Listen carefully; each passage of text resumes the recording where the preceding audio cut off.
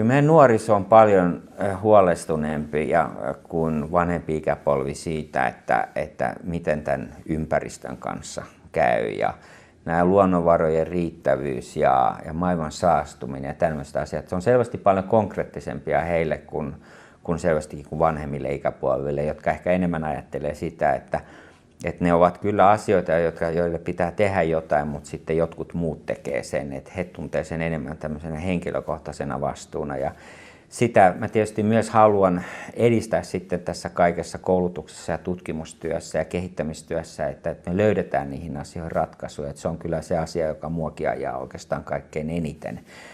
Ja nuorisohan on kuitenkin vähän kornillakin tavalla sanottuna niin kuin edustaa tulevaisuutta. Ja siinä mielessä myöskin, niin kun, jos me ajatellaan, että mulla on niitä 20-vuotiaita opiskelijoita, niin hehän edustavat sitten sitä päättäjäsukupolvea, joka sitten ehkä vuosikymmen tai pari vuosikymmenen päässä oikeasti päättää tämän maan ja yhteiskunnan ja talouden asioista.